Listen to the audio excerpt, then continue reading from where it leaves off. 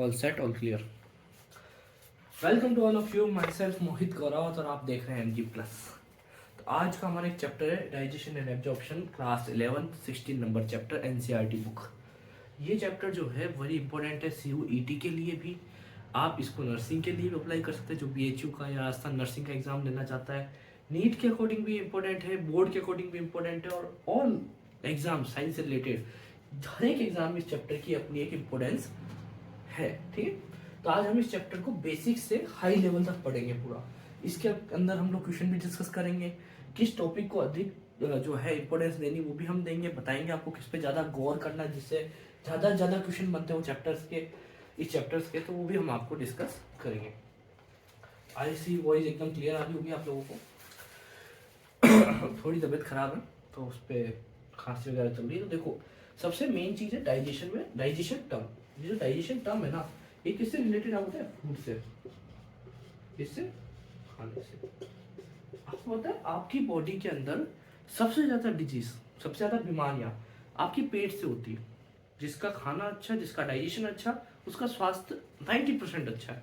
ठीक है, सबसे ज़्यादा बीमारियां कहाँ से उठती है? आपके पेट से, और सबसे ज़्यादा खाने से। जो आजकल आप खाना खा रहे हो, ठीक है, वेस्टर्न फूड, इससे आधी ऊपर बीमारी आपकी बॉडी में चल रही है। ठीक है, कईयों में लेड वेड भी आता है, आपने सुना हो नाम, है ना? तो चलो, जो ये फूड है, ये फूड क्या करता है? आपको आपकी बॉडी प्रोवाइड करता है एनर्जी। इस एनर्जी का यूज करके आप क्या करते हैं? ऊर्जा का यूज करके आप कोई भी वर्क यानी कोई भी कार्य करते हो। यानी सीधी सी बात है कि जो आप खाना खा रहे हो, ये खाना आपकी बॉडी में जाता है। ठीक है, ये बॉडी में जाके डाइजेस्ट होता है, और डाइजेस्ट होने के बाद ये आपकी सेल्स को क्या देता है? एनर्जी। भाई, ह्यूमन बॉडी की सबसे छोटी यूनिट क्या है? सेल।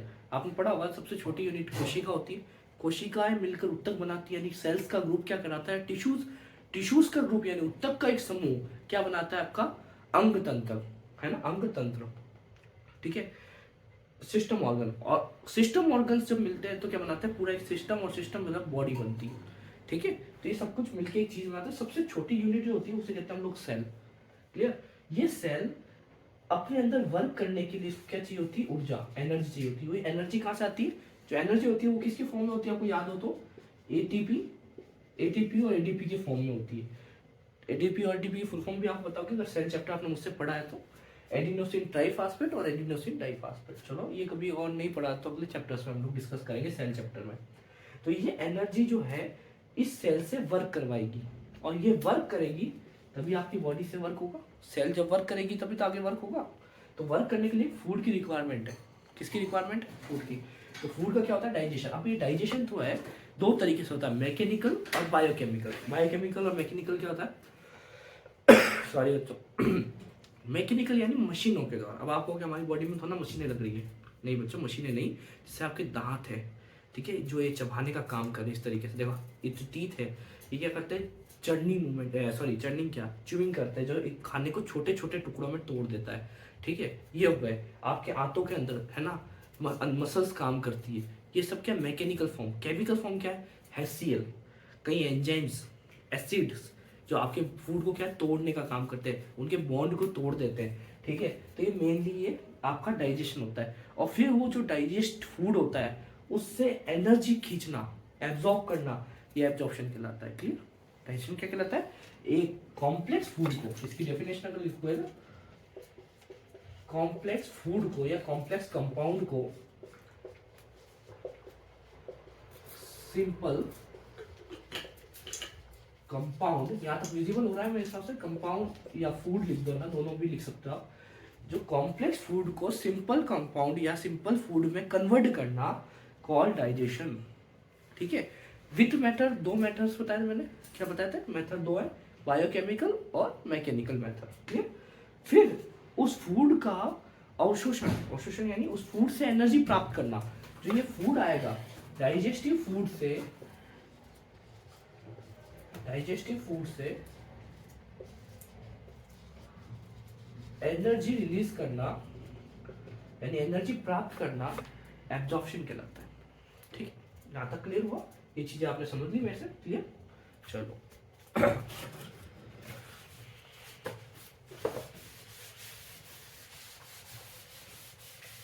तो क्या क्या आपने देखा कि कॉम्प्लेक्स फूड को हम लोगों को सिंपल फूड में कन्वर्ट करना है और उससे क्या प्राप्त करनी है, एनर्जी इज कॉल्ड एब्जॉर्प्शन।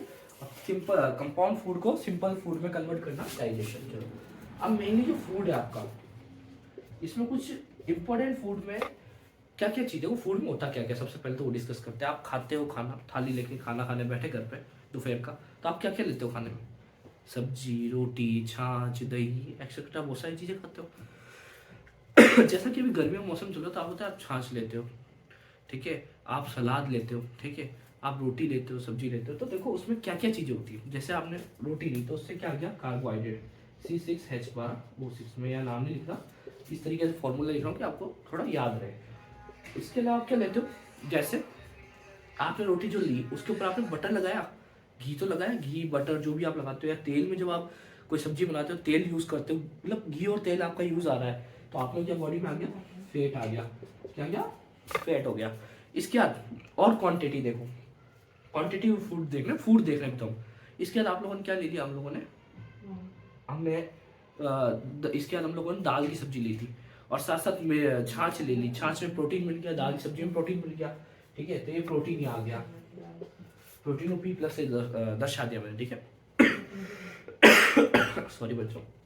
उसके बाद आप लोगों ने क्या सैलेड लिया, सब लोग सैलेड खाते हैं, तो सैलेड लिया, तो सैलेड क्या गया आपका, मिनरल्स में आ गया plus vitamins, vitamins and minerals, ये चीज ली। थोड़ा क्या ले लिया, वाटर, क्लियर, ये वाटर ले लिया। अब ये तो आपने अपना फूड लिया, अब इसमें से लेस क्वांटिटी कौन सी है और क्या है आपकी मोर क्वांटिटी कौन सी है, ठीक है, कम और ज्यादा क्वांटिटी कौन कौन सी है। तो आप देखते होंगे जैसे आपने रोटी खाई, 5 या 4-5 रोटी खाते हो, यानी कि कार्बोहाइड्रेट तो हमारे पास ज्यादा क्वांटिटी में चाहिए।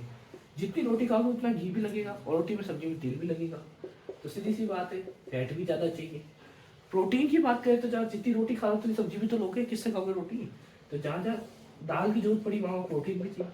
तो मेजर कंपोनेंट 3 ही है। सलाद तो क्या, छोटा सा प्याज खा लिया, एक टमाटर खा लिया, नहीं खाया तो की इच्छा। कई बार सलाद लेते भी नहीं लोग, बहुत कम लोग लेते हैं। वाटर है तो ऐसा है साहब, आजकल की जनरेशन तो पानी की बोतल लेके बैठती है, गिलास भर के, लोटा भर के बैठती है, कट पानी पी रहे, नहीं।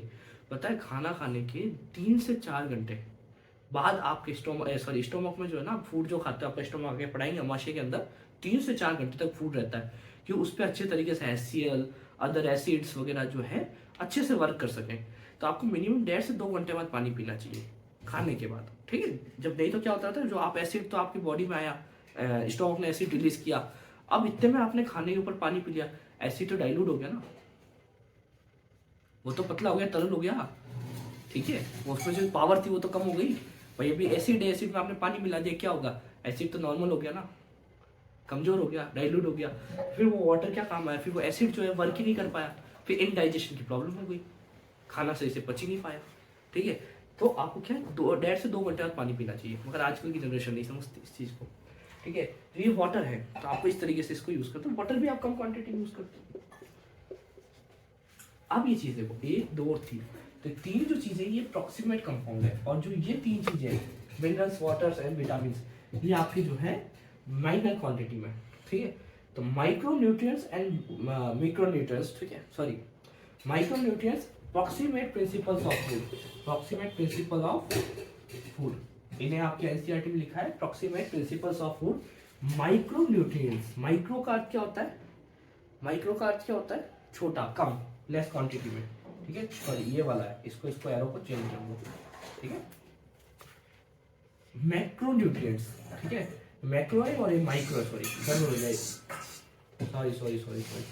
ये सही था अपना, थोड़ा प्रोनाउंसिएशन में गड़बड़ हो गया। तो ये है माइक्रोन्यूट्रिएंट्स, माइक्रो यानी छोटी, तो माइक्रो का अर्थ क्या हो गया, छोटा, जैसे कि आपका हो गया मिनरल्स, विटामिन्स एंड वाटर्स, ठीक है। इसके जो कि मैक्रोन्यूट्रिएंट्स जो आते हैं आपके, जो मैक्रो होते हैं वो होते हैं आपके carbohydrate, fat and protein, clear. इसी को हम क्या कहते हैं, जैसे प्रॉक्सिमेट प्रिंसिपल ऑफ फूड, और माइक्रो को कहते हैं sorry protective principles of food, clear. यहाँ तक आपको क्लियर हुआ कि भाई किस किस को क्या कहते हैं। इसके बाद हम दोनों में डिफरेंस को भी डिसाइड करते हैं। तो मैं पूरा एक ब्लॉट क्लियर कर लेता हूँ, स्क्रीनशॉट लेना चाहे तो ले सकते हैं। तो मैंने अभी तक आपको बात कही थी इनके डिफरेंसेस के बारे में, थोड़ा बहुत अब इसको आगे हम लोग और डिस्कस कर लें। जैसे कि प्रॉक्सिमेट प्रिंसिपल्स ऑफ फूड और protective principles of food, clear. इसके अंदर से एक तो मैंने बताया था आपको कि इसको क्या बोलते हैं, जैसे आपके एनसीईआरटी बोलती है इसको क्या बोलती है, मैक्रो न्यूट्रिएंट्स, और कई जगह लिखा आता है प्रॉक्सिमेट प्रिंसिपल ऑफ फूड, दोनों एक ही है पहली बार, इसका अदर नेम भी है। और प्रोटेक्टिव लिखा जाए और माइक्रो न्यूट्रिएंट्स लिखा जाए, ये एक ही है, क्लियर। इसके बाद बात कर रहे थे हम लोग कि इनमें आते कौन कौन से, पहले तो हमने फूड को बताया कि कौन कौन से फूड हम लोग लेते हैं, फिर हमने फूड्स को डिवाइड किया कि हम कौन से ज़्यादा क्वांटिटी लेते हैं, कौन से कम क्वांटिटी लेते हैं। तो वही चीज़ हम लोग इसको बता रहे हैं, जैसे एक तो प्रोटीन, कार्बोहाइड्रेट और फैट, यानी कि वसा, प्रोटीन और क्या है, कार्बोहाइड्रेट, ठीक है। तो ये चीज़ें जो है हम लोग क्या लेते हैं, ज़्यादा क्वांटिटी में लेते हैं। आपको बताया मैंने कि रोटी ज़्यादा खाओगे घी भी ज़्यादा लगेगा, तो घी के बाद तेल भी ज़्यादा लगेगा सब्जी में, और सब्जी दाल की थी तो प्रोटीन भी ज़्यादा लगेगा। तो अब आपकी बॉडी में काम क्या करते हैं, जो आप ये फूड खा रहे हैं, मैंने क्या बोला था, आपकी सेल्स को एनर्जी प्रोवाइड करेगा। तो ये आपको क्या पढ़ाएगा, देखो प्रोवाइड एनर्जी, मैंने बताया था फर्स्ट टाइम में कि आपकी बॉडी के अंदर क्या सबसे छोटी यूनिट क्या कहती है, सेल, और सेल को ये क्या प्रोवाइड करता है, एनर्जी, जिससे क्या सेल कोई वर्क कर सके, कोई ना कोई कार्य कर सके। और सेल्स का ग्रुप क्या कहलाता है, टिश्यू, और टिश्यू ग्रुप क्या कहता है, ऑर्गन, ऑर्गन सिस्टम, जैसे करके आगे बहुत बड़ी चेन है। तो क्या हुआ, यहाँ पर आपकी सेल्स को क्या प्रोवाइड करी इसने, एनर्जी। इसके बाद ये ग्रोथ करवाता है, सेल के अंदर क्या करवाता है, ग्रोथ करवाता है, ठीक है। दूसरा, इस तरफ अगर आप बात करते हैं तो जो विटामिन, मिनरल्स एंड वाटर का जो कॉम्बिनेशन है, मैंने आपको बताया, आप कहोगे कि वाटर तो सर हम ज्यादा मात्रा में लेते हैं, मैंने अभी इसका डाउट भी क्लियर किया था, मुझे पता है कई जनों के वापस आ गया होगा दिमाग में, को पता ना कचरा छोटा सा बार बार आ जाता है। तो अभी तो मैंने बताया, तो मैं फिर से बता देता हूँ, वाटर जो है, जो आपका पानी है, इसको मैंने इस कम क्वांटिटी, लेस क्वांटिटी वाले में क्यों लिखा, इसको प्रॉक्सिमेट में क्यों नहीं लिखा, प्रोटेक्टिव में क्यों लिख दिया, कारण क्या है। देखो, जो खाने के साथ आप पानी लेते हो ना, वो कम क्वांटिटी में लेना चाहिए, मैंने आपको बार बार बताता हूँ, क्योंकि आपकी बॉडी में जो स्टोमक पार्ट है, ऐसा जे शेप का आपको कहीं ना कहीं स्टोमक दिखेगा, डाइजेशन का हम लोग अगली क्लास में जब डायग्राम देखेंगे तो कुछ इस तरीके से आपको डायग्राम दिखेगा। ये कुछ जे शेप का दिखता है ऐसा, देखो। तो ये जे शेप की जो स्ट्रक्चर है ना, इसके अंदर जो है आपके फूड का मेस्टिकेशन होता है, इस पर ना वर्क होता है बहुत ज़्यादा फूड का। एक मिनट,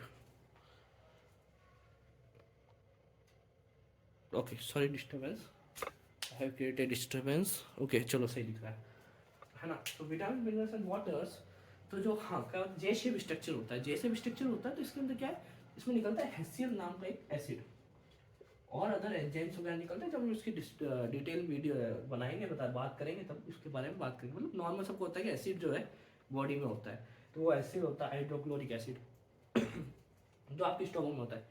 ये फूड जब आपके स्टोमक में आता है, एंटर करता है, तो 3 to 4 आवर्स, कितने, 3 से 4 घंटे तक ये फूड वहीं पड़ा रहता है, और इसके ऊपर अच्छी तरीके से ऊपर से एसिड की रेन होती है, यानी वर्षा होती है, अंदर से चर्निंग मूवमेंट होती है, बहुत कुछ होता है, और उसको बढ़िया से एकदम कूट पीट के ना पचित किया जाता है, डाइजेशन किया जाता है इसका अच्छे तरीके से, क्लियर। देखो माइक भी गिर रहा है तो इसमें भी ग्रेविटी लग रही है नीचे गिरते गिरते, ओके। तो वाटर इसलिए, अब अगर आप इसके ऊपर जब पानी पी लोगे, आपने खाना खाया उसके तुरंत बाद या खाने के साथ आपने बोतल भर के पानी पी लिया 1 लीटर, तो जब इसमें HCl है वो तो डाइल्यूट हो गया ना भाई। 2 तरह के होते हैं, एक तीव्र एक शांत, है ना। तीव्र क्या होता है, ओरिजिनल एसिड, अब ओरिजिनल एसिड तो निकल गया बॉडी में, अब इसको डाइल्यूट करने के लिए आपने क्या डाल दिया इसके अंदर, पानी, ठीक है। पानी डालते क्या हो गया, आपकी एसिड तो डाइल्यूट हो गया। भाई घर पे भी तो यही करते हैं ना, कोई चीज़ के अंदर अगर नमक ज़्यादा हो जाए तो पानी ज़्यादा कर देते हैं, क्यों भाई, सब्जी में थोड़ा नमक ज़्यादा हो गया तो क्या करो, थोड़ा पानी डाल दो और उबाल दो उसको, पानी को पका लो, तो नमक क्या है, लेवल में आ जाता है, ठीक है ना। तो वैसे ही इसने किया तो भाई आपको एसिड को कम करना था, इसने डाल दिया पानी। अब इसमें पानी डालते तो एसिड तो वर्क नहीं कर पाएगा, जब एसिड वर्क नहीं कर पाएगा तो क्या होगा, आपका फूड डाइजेस्ट नहीं हो पाएगा, तो इनडाइजेशन की प्रॉब्लम होगी आपको, है ना, इनडाइजेशन की प्रॉब्लम रह जाएगी। तो इसलिए हम लोग इसको जो वाटर को है मिनिमम माइक्रो क्वांटिटी में गिनते हैं, मैक्रो क्वांटिटी में नहीं गिनते, क्योंकि थोड़ा सा लेना चाहिए, 2.5 घंटे के बाद आप पानी पीजिए, ठीक है। जिसने नई शुरुआत की वो आज से कर ले। और अगर आपको बता दूं, कई बड़ी बड़ी बुक्स के अंदर लिखा हुआ है कि आपको सिर्फ नाखून की साइज का ही जो है कवा लेना चाहिए, कवा नहीं एक टुकड़ा, ठीक है। शास्त्र कहते हैं, सर आपकी एनसीईआरटी में नहीं है, तो मैं एक्स्ट्रा बता रहा हूँ कि छोटा सा नाखून के साइज का ही आपको जो है कवा लेना चाहिए, और उसको फिर 32 दांतों से चबाना चाहिए, यानी एक एक दांत से उसको चबाना चाहिए आराम आराम से, क्योंकि आपके 32 टोटल दांत दिए 4 टाइप्स के, और चारों टाइप्स के अलग अलग काम है। तो वो एकदम परफेक्ट चबा के अब जब आप वो फूड खाते हो तो आपकी बॉडी में आराम से, थोड़ी आसानी से वो पच जाता है। चलो ये तो कोई बात नहीं, बट ये इंपॉर्टेंट है कि वाटर, मिनरल्स एंड विटामिन किस में है, माइक्रो क्वांटिटी में, माइक्रो न्यूट्रिएंट्स में, प्रोटेक्टिव प्रिंसिपल्स ऑफ फूड में ये काउंट होते हैं। इसके बाद ये रेगुलेशन ऑफ मेटाबॉलिज्म करता है, क्या करता है, रेगुलेशन ऑफ मेटाबॉलिज्म। ठीक है, इधर देख लो आप एक बार, ये क्या करता है, आपकी जो लार्ज क्वांटिटी में पाया जाता है, ये लेस क्वांटिटी में पाया जाता है, लेस यानी कम क्वांटिटी में, और ये ज्यादा क्वांटिटी में। तो आज हमने क्या पढ़ा, डाइजेशन की डेफिनेशन, डाइजेशन किस चीज के लिए जरूरी है, जरूरी क्यों हमारी बॉडी के लिए, और 2 तरह के फूड के कंपोनेंट पढ़ लिए, माइक्रो और मैक्रो। क्लियर, यहाँ तक कोई दिक्कत नहीं आई है, वो तो बढ़िया है। चलो thank you for watching all of you. Next video में मिलेंगे, इसके बाद हम लोग आहार नाल को डिस्कस करेंगे, यानी एलिमेंट्री नाल को डिस्कस करेंगे, उसके बाद उसमें बक्कल कैविटी डिस्कस करेंगे, एंड फिर धीरे धीरे करते करते पूरा डाइजेशन सिस्टम एक डिस्कस